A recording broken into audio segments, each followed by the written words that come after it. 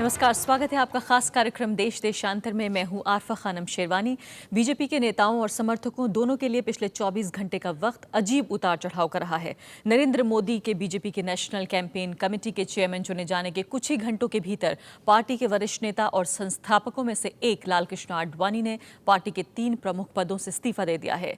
चुनाव की उल्टी गिनती शुरू हो चुकी है और ऐसे में देश की मुख्य विपक्षी पार्टी के अंदर जिस तरह के बदलाव सामने आ रहे हैं और इससे किस तरह के संकेत मिल रहे हैं, उसको देखना, उसका आकलन करना बेहद महत्वपूर्ण है। हमारे लिए भी और आपके लिए भी आने वाले कुछ घंटे अब और भी ज्यादा निर्णायक साबित हो सकते हैं बीजेपी के लिए और देश की राजनीति के लिए। इसी पर चर्चा करेंगे आज हम देश देशांतर में। मेरे साथ खास मेहमान मौजूद हैं बीजेपी और कांग्रेस पार्टी की तरफ से। मेरे साथ बीजेपी की तरफ से हैं प्रभात झा, जो कि मेंबर ऑफ पार्लियामेंट है राज्यसभा के बीजेपी से, और डॉक्टर शकील अहमद हैं, स्पोक्स पर्सन हैं, प्रवक्ता हैं कांग्रेस पार्टी के। अभय कुमार दुबे हैं, सीनियर फेलो हैं CSDS, और साथ ही इमेज गुरु हैं दिलीप चेरियन।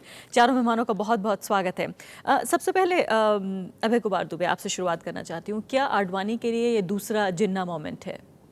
जी नहीं, जिन्ना वो परिस्थिति बिल्कुल अलग थी। उस वक्त क्या आडवाणी, संकट कमोबेश वैसा है या नहीं? हाँ, संकट तो उससे भी बहुत बड़ा है। देखिए, वो जिन्ना के वक्त में कोई संकट नहीं था। वो संकट जो था वो केवल आडवाणी के लिए था, जाती तौर पर केवल आडवाणी के लिए था, बाकी किसी के लिए संकट नहीं था। ये तो पूरी पार्टी के लिए एक बहुत ही गंभीर संकट है। ऐसा संकट भारतीय जनता पार्टी के बनने के बाद आज तक कभी भी नहीं आया है। और ये संकट पार्टी के अगले 1-2 साल में, खासतौर से 2014 के लोकसभा चुनावों में, उसकी क्या रणनीति हो, उस रणनीति के ऊपर जो बुनियादी मतभेद है, उस मतभेद का परिणाम है ये संकट। वो मतभेद ये है कि लाल कृष्ण आडवाणी ये मानते हैं कि बिना एनडीए के भारतीय जनता पार्टी कामयाब नहीं हो सकती, जबकि दूसरा खेमा जिसके केंद्र में नरेंद्र मोदी और उनके समर्थक हैं, वो ये मानते हैं कि भारतीय जनता पार्टी एनडीए का अगर मौजूदा स्वरूप उनके साथ ना भी रहे तो भारतीय जनता पार्टी को स्वतंत्र रूप से अपने मुद्दों के ऊपर जम के चुनाव लड़ना चाहिए और उसके बाद में सत्ता की जोड़ तोड़ करने के लिए जैसी सीटें आए उसके हिसाब से मोर्चा बना लेना चाहिए। उस मोर्चे का नाम एनडीए हो सकता है, उस मोर्चे का नाम पीडीए हो सकता है, उस मोर्चे का नाम कुछ भी हो सकता है। बार बीजेपी के लेकिन लाल कृष्ण आडवाणी का मानना यह है कि एनडीए की राजनीति भारतीय जनता पार्टी की पर्याय है। अगर एनडीए की राजनीति हम छोड़ेंगे तो भारतीय जनता पार्टी आगे नहीं बढ़ पाएगी। व्यक्तिगत महत्वाकांक्षाएं भी हैं, व्यक्तिगत अहंकार के टकराव भी हैं, ये सब बातें भी हैं, लेकिन इन चीजों का तो हम लोग विश्लेषण कर नहीं सकते। लेकिन बीजेपी के 2 नेताओं ने कम से कम इसी कार्यक्रम में ये भी कहा कि अगर बीजेपी खुद अपने पैरों पर खड़ी नहीं है और अगर उतनी सीटें नहीं ला पाती है जितनी मिनिमम रिक्वायर्ड जिसे कहा जाता है, तो दूसरे दल भी उनके नजदीक नहीं आएंगे। तो कहीं ना कहीं ये आर्गुमेंट तो उनका, ये दलील जो देते हैं कि अगर खुद ही सीटें नहीं आएंगी तो अलायंस कहां से आएंगे। पिछले दिनों लाल कृष्ण आडवाणी ने भारतीय जनता पार्टी के कार्यक्रम में भाषण देते हुए कहा था कि हमें एनडीए प्लस प्लस बनाना है भारतीय जनता, और हमें अल्पसंख्यक वोटों को भी अपनी ओर आकर्षित करना है। साथ में उन्होंने ये भी कहा तो एक यात्रा था। लेकिन जब आप नरेंद्र मोदी जैसे व्यक्ति को जब आप अपनी चुनाव अभियान कमेटी का मुखिया बना देंगे और पार्टी के इतने वरिष्ठ नेताओं के विरोध के बावजूद बना देंगे मुखिया, इसका सीधा मतलब है कि ना तो आपको एनडीए प्लस प्लस की रणनीति में दिलचस्पी है, ना अल्पसंख्यक वोटों को अपनी ओर खींचने में दिलचस्पी है। लाल कृष्ण आडवाणी की तमन्ना और पूरा प्रोजेक्ट जिंदगी का ये रहा है कि किस तरह भारतीय जनता पार्टी कांग्रेस की विकल्प बने।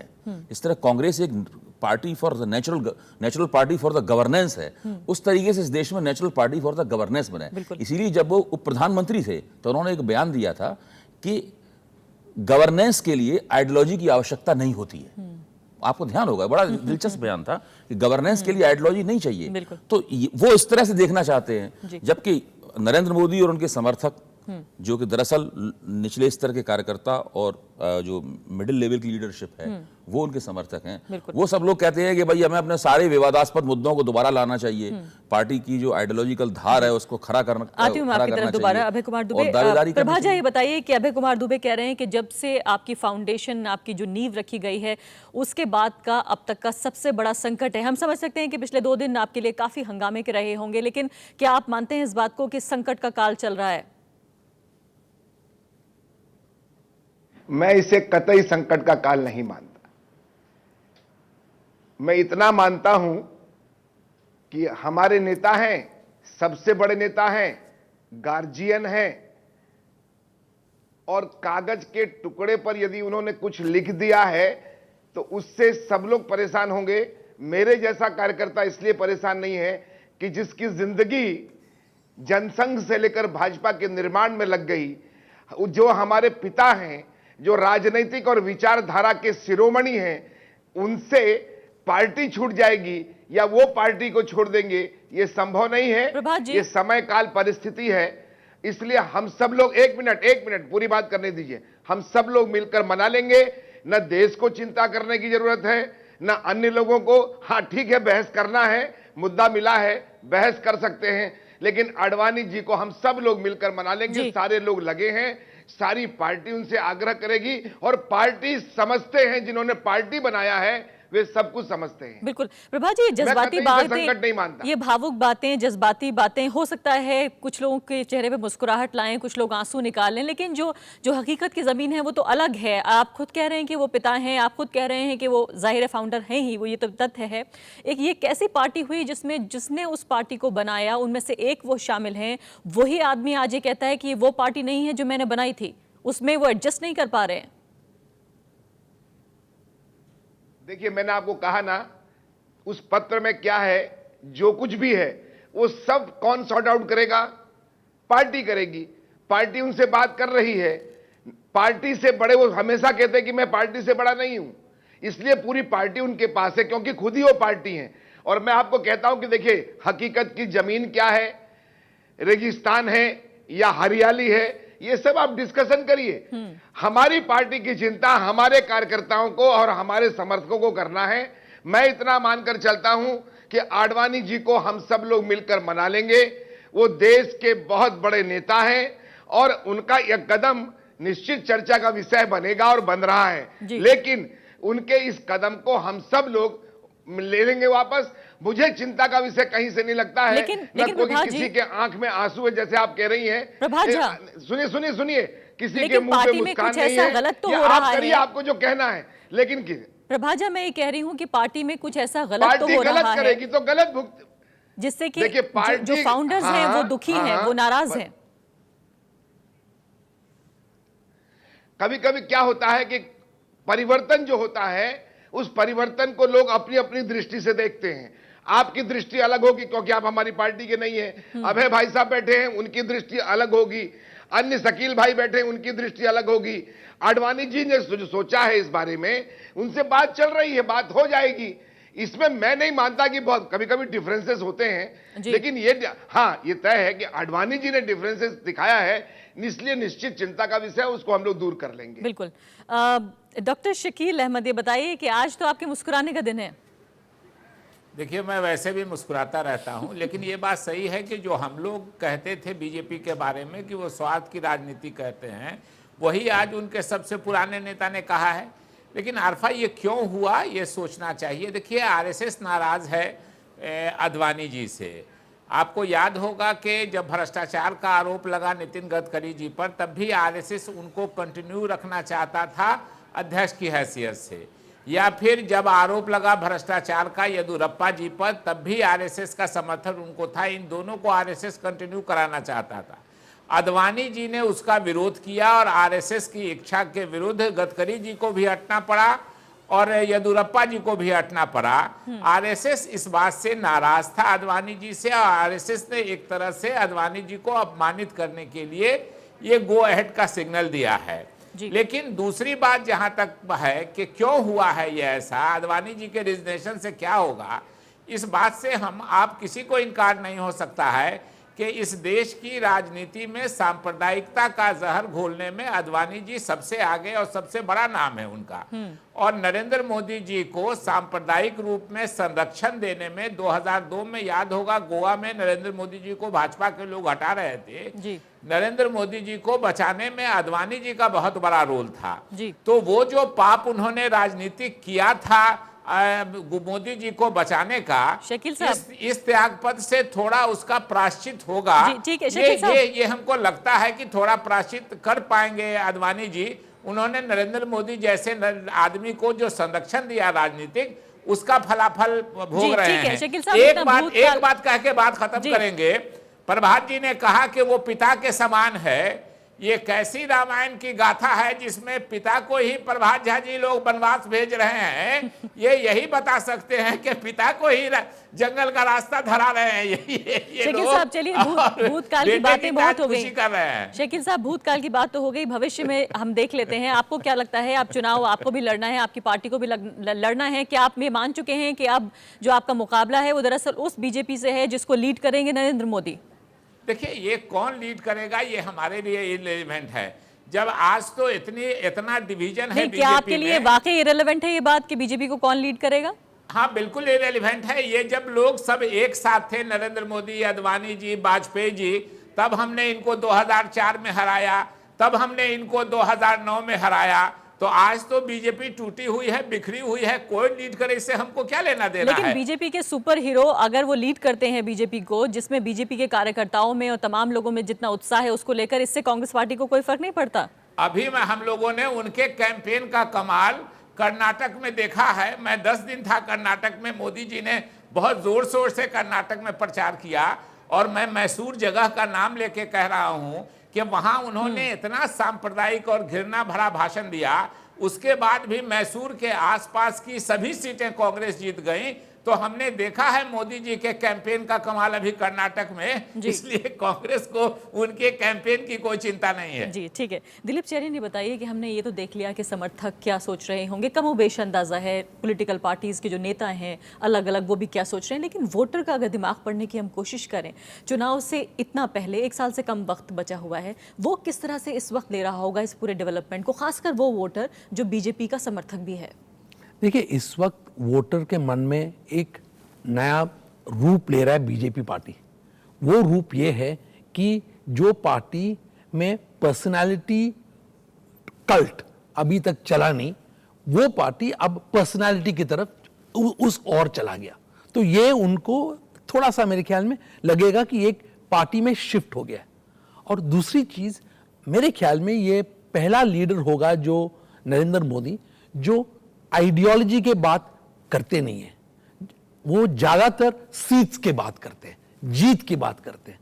तो ये जो ट्रेडिशनल बीजेपी का वोटर है, उनके लिए मेरे ख्याल में एक मेंटल शिफ्ट होगा। इंपॉर्टेंट क्वेश्चन ये है कि जो यंग वोटर है, जो इस जमाने के वोटर है और जहां मेजॉरिटी वोटर आने की कोशिश होगा, वो जैसे अब टीवी में, मीडिया में, बॉलीवुड में पर्सनालिटी का कल्ट चल रहा है, तो उनके लिए भी ये एक अच्छा चीज है कि वो सोचेंगे कि ये क्या हो गया पार्टी को, ये हमारा पार्टी नहीं था, अब ये पार्टी क्या बन गया। क्योंकि अगर आप देखें कांग्रेस में पर्सनालिटी या गांधी फैमिली का लीडरशिप कई दिनों से चल रहा है, तो वो कल्ट अब कांग्रेस के जो बेस वोटर है, जो उनका ट्रेडिशनल वोटर है, उनके हाथ में ये, उनके मन में ये बैठ गया है। बीजेपी के लिए ये अभी तक बैठा नहीं था, और नरेंद्र मोदी ये कल्ट को जो सिंबल है वो वैसे बन के आगे जाकर। दिलीप चेरी, ये तो हमें कई बार बताया जाता है कि मिडिल क्लास जो है वो बहुत बड़ा सपोर्टर है नरेंद्र मोदी का, खासकर अर्बन मिडिल क्लास जो है, लेकिन एज ग्रुप को लेके क्या आपकी कोई ऐसी राय बन पाई है कि किस उम्र के लोग जो हैं वो नरेंद्र मोदी के बड़े समर्थक हैं, या कौन सी ऐसी विचारधारा तो हम जानते हैं, लेकिन इसके अलावा लाइफस्टाइल की जिस तरह से हम बात करते हैं, कैसे लाइफस्टाइल के लोग हैं जो नरेंद्र मोदी की तरफ जिनका झुकाव बढ़ता है? देखिए, ये कहना बड़ा मुश्किल है, क्योंकि अर्बन जो वोटर है और अर्बन वोटर यंग और ओल्ड दोनों नरेंद्र मोदी के मेरे ख्याल में उनके पक्ष में है।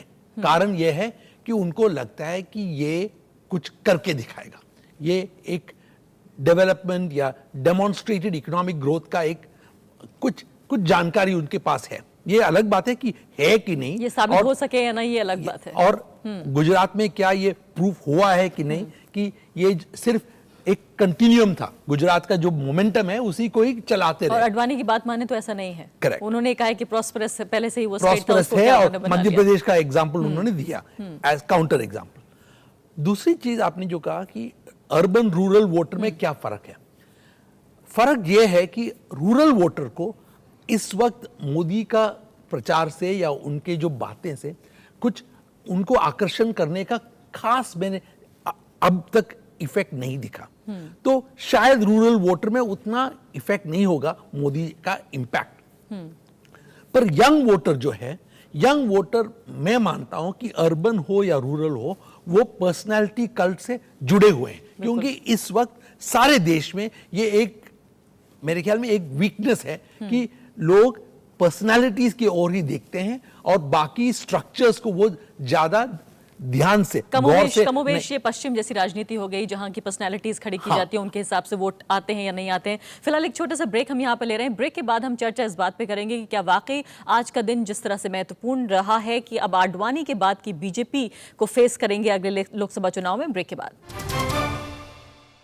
लालकृष्ण आडवाणी ने इस्तीफा दे दिया है बीजेपी के 3 प्रमुख पदों से और आडवाणी के बाद की बीजेपी को हम देखने की कोशिश कर रहे हैं और साथ ही राष्ट्रीय राजनीति पे इसका क्या असर पड़ रहा है। प्रभात जी, ये बताइए कि क्या वाकई पार्टी इस बात को नहीं समझ पाई, पार्टी के जो बड़े नेता हैं, आला नेता हैं, वो इस बात को नहीं समझ पाए कि आडवाणी के मन में क्या चल रहा था, या ये बात ठीक है कि वो दुखी थे, वो परेशान थे, उसके बाद भी आडवाणी के होने ना होने से बहुत ज्यादा फर्क नहीं पड़ता?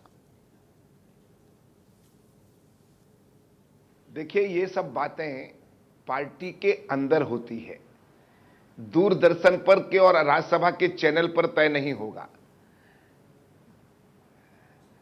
और आप वो बातें पूछना चाहती हैं जो बातें घर के भीतर होती हैं, और इसमें आपका भी दोष नहीं है, आपको अवसर मिला है इसलिए आप पूछ रही हैं। प्रभात जी, आपके वोटर भी सुन रहे होंगे आपकी बात। पार्टी किसी को प्रसन्न, निश्चित मेरी बात वोटर ही सुनते हैं। वोटर इस बात से चिंतित जरूर होगा कि आडवाणी जी ने यह स्टेप कैसे ले लिया, आडवाणी जी को यह स्टेप नहीं लेना चाहिए था, आडवाणी जी ये स्टेप वापस ले लें, और हम लोग उसमें लगे हुए हैं। मैं इसे बहुत परेशानी का कारण और इतना डिबेट करने का कारण इसलिए नहीं मानता हूं कि यह अंदरूनी मामला है, अंदर के लोग, हमारे सारे लोग लगे हुए हैं, वे बात करेंगे, आडवाणी जी मान जाएंगे, और उसके बाद फिर यह डिबेट शुरू होगा कि आडवाणी जी कैसे मान गए, क्यों मान गए। मैं इसे मानकर चलता हूं कि यह पार्टी का अंदरूनी मामला है, अंदरूनी मामला अंदरूनी अंदर सब ठीक हो जाएगा। मुझे कतई इसमें बहुत ज्यादा टेंशन करने की, संकट की। प्रभात जी, हमारे लिए इसलिए भी अहम है इस बात की चर्चा करना क्योंकि देश की सबसे बड़ी जो मुख्य विपक्षी पार्टी है, उसके सबसे बड़े नेताओं में से एक जो उसके फाउंडर रहे हैं, जाहिर है देश की राजनीति बदल रही है तो पत्रकारों को तो कम से कम चर्चा उसकी करनी ही पड़ेगी। लेकिन यही मैं आपसे जानने की कोशिश कर रही थी कि अगर आडवाणी नहीं मानते हैं, मैं बताता हूं, मैं आपसे ये पूछ रही हूँ कि क्या वाकई ये मान लिया गया है बीजेपी में कि चेंज ऑफ गार्ड हो चुका है?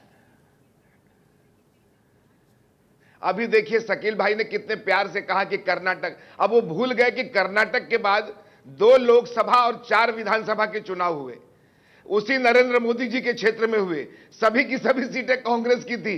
नरेंद्र मोदी जी स्वयं भी प्रचार में नहीं गए, ये तो मैसूर गए प्रचार करने शकील भाई, तब कांग्रेस जीती है, और इस 6 सीटें बीजेपी जीत गई।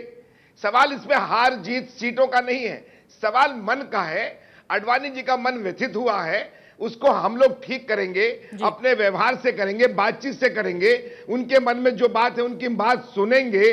सारे नेता उनसे बात कर रहे हैं, सुषमा जी हमारी लगी हुई हैं, वेंकैया जी लगे हुए, राजनाथ जी बात कर रहे हैं, सारे लोग बात कर रहे हैं। इसमें बहुत चिंता का विषय मैं नहीं लगता कि देश पर कोई संकट आ गया है। हाँ, हमारी पार्टी के लिए निश्चित, और आडवाणी जी ने ऐसा कदम उठाया, ये हम सबके लिए अच्छा नहीं है, हम उसकी बातचीत कर रहे हैं। मैं बहुत ओपन हार्टेड बता रहा हूँ शकील साहब, जल्दी से बहुत ओपन हार्टेड बात करता हूँ। नहीं, प्रभात जी ने कहा, हम लोगों ने बराबर कहा कि मोदी जी का गुजरात से बाहर कोई रेलिवेंस नहीं है, तो गुजरात में तो हम लोग मानते ही हैं, वो 3 बार से मुख्यमंत्री हैं। जो बात कर्नाटक है वो गुजरात से बाहर है, इसलिए मैंने कहा कि मैं भी गया था वहाँ, मोदी जी भी गए थे, मैं तो हेडक्वार्टर में था, मोदी जी प्रचार कर रहे थे, तो वहाँ क्या स्थिति हुई ये सबको मालूम है, तो उनके कैंपेन का कमाल देखा है। और हम लोगों ने हमेशा ये मेंटेन किया है कि गुजरात में ही मोदी जी का रेलिवेंस है, रेस्ट ऑफ भारत में मोदी जी का कोई रेलिवेंस नहीं है, जो पता चल गया है। अभी हिमाचल हारे हैं भ्रष्टाचार के आरोप में, धूमल जी और उनके परिवार की वजह कर। अभी उत्तराखंड हारे हैं निशंक जी और उनके भ्रष्टाचार के कारण। अभी कर्नाटक में माननीय मुख्यमंत्री के साथ साथ 11 मंत्री और एमएलए जेल की यात्रा कर रहा है भारतीय जनता पार्टी के नेता। ठीक है शकील साहब, समय थोड़ा कम है। तो इसीलिए प्रभात जी को ये सब बात याद दिला दीजिए। गुजरात में जी, ठीक है। relevant है, गुजरात से बाहर कोई स्थिति नहीं है। उन्हें शायद याद होगा ये सब। अभय कुमार दुबे, ये बताइए कि फिलहाल क्या नरेंद्र मोदी को ऊपर ले जाना और आडवाणी की बात को नज़रअंदाज कर देना, क्या वाकई आपको लगता है कि बीजेपी की फिलहाल एक मजबूरी सी है, क्योंकि एक अकेली उम्मीद नरेंद्र मोदी ही उन्हें नजर आ रहे देखिए, हैं? राजनाथ सिंह जी की कोशिश थी कि सबको साथ लेके चला जाए, इसीलिए वो पूरी कोशिश कर रहे थे कि सुषमा स्वराज जब रूठ के बैठ गई अपने होटल के कमरे में, तो उनको भी उन्होंने मनाया, तो वो अपनी इस कोशिश में कामयाब नहीं हुए। और मैं पहले सोचता था कि शायद एक विभाजित पार्टी को राजनाथ सिंह जी कुछ कम विभाजित कर पाएंगे, लेकिन ऐसा नहीं हुआ। आज भारतीय जनता पार्टी पहले से भी ज़्यादा विभाजित खड़ी हुई है। और अगर जैसा कि प्रभात जी कह रहे हैं कि सब लोग को आग्रह करेंगे तो वो अपना इस्तीफा वापस ले लेंगे, अगर बिना कोई बीच का रास्ता निकाले हुए और बिना कोई, इसको फेस सेविंग फार्मूला कहते हैं, बिना निकाले हुए आडवाणी ने अपना इस्तीफा वापस लिया, तो उनकी राजनीति आज के बाद से पूरी तरीके से ख़त्म हो जाएगी। और अगर नहीं लिया? अगर इस्तीफा नहीं लिया तो भारतीय जनता पार्टी संकट में रहेगी, और आडवाणी की भारतीय जनता पार्टी के अंदर या बाहर जो नाराज मौजूदगी है वो लगातार पार्टी को और उसकी चुनावी संभावनाओं को नुकसान पहुंचाती रहेगी। क्या पार्टी बढ़ भी सकती है? मैं ये तो नहीं कह सकता, राष्ट्रीय पार्टियों में विभाजन बहुत मुश्किल से होता है। भारतीय जनता पार्टी बहुत बड़ी पार्टी है, विभाजन की अभी कोई ऐसी संभावना नहीं दिखाई पड़ रही है, लेकिन अब कुछ नहीं कह सकते। कल तक हम लोगों को नहीं पता था कि ऐसा होगा, हफ्ते भर पहले तक हम लोगों को नहीं पता था कि ऐसा होगा। घटनाएं अपनी गति से आगे बढ़ रही हैं। यानी हम सब आलोचकों लोग की जो हम सब लोगों की सोच की स्थिति सीमाएं हैं उससे हम बाहर सब निकल लोगों रहे की हैं। स्थिति ऑब्जर्वर की है, प्रेक्षक की है। हम लोगों को ध्यान से देखना चाहिए, लोग क्या बयान दे रहे हैं, बयानों में क्या आगे पीछे है, उनमें बिटवीन दी लाइंस पढ़ने की कोशिश करनी चाहिए। और कल जब सब लोग बहुत खुश हो रहे थे, तब मैंने कहा था कि नरेंद्र मोदी को चुनाव कैंपेन कमेटी की बागडोर संभालना राजनीति का अंतिम कदम नहीं है। भारतीय जनता पार्टी में राजनीति अभी समाप्त नहीं हुई है, भारतीय राजनीति जारी है, और अभी कुछ भी ऐसा हो सकता है कि हम सब लोग आश्चर्यचकित रह जाएं। दिलीप चेरियन, आडवाणी का जाना, यूं जाना और नरेंद्र मोदी का पूरे तस्वीर पे छा जाना राष्ट्रीय राजनीति को किस तरह से प्रभावित करेगा? जिस तरह से अब तक सियासत होती आई है भारत में, आपको नहीं लगता कि पूरा सीन, वो पूरी तस्वीर बदल सकती है?